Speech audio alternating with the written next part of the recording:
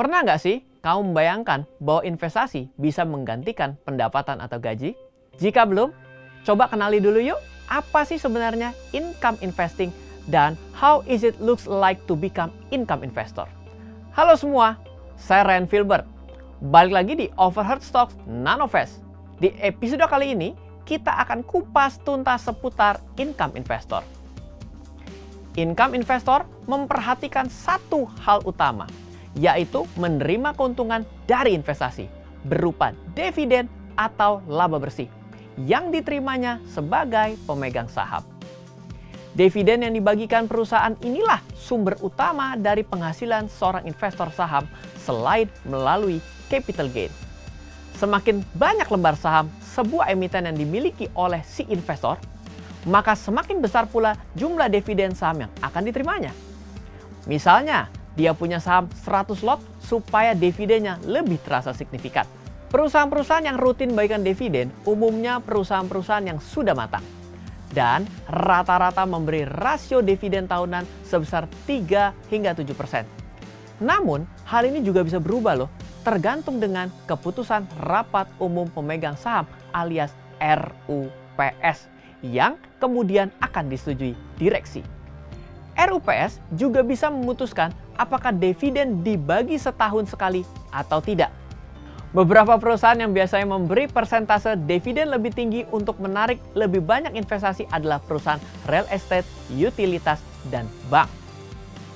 Setelah mendapatkan dividen, income investor juga bisa memakai pendapatan tersebut untuk keperluan pribadi.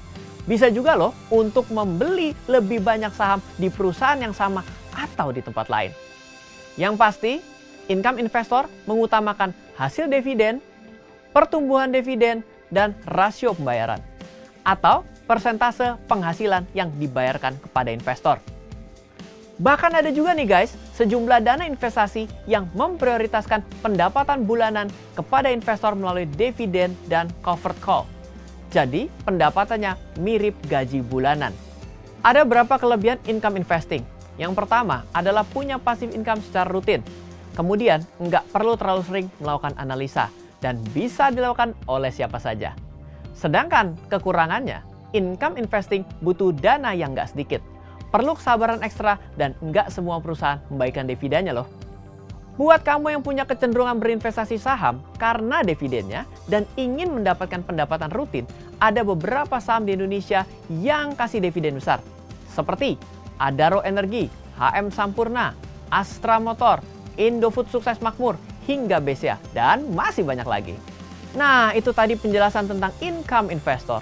Kalau kamu mau info lebih lanjut seputar saham, yuk langsung aja cek video lainnya di kategori Overheard Stock. Dan kalau kamu baru di sini, jangan lupa juga untuk subscribe, tekan tombol like, share, dan komen di bawah. Kira-kira video apa lagi yang harus kita bahas? Sampai jumpa lagi di video berikutnya. Nanovest, grow your wealth your own way.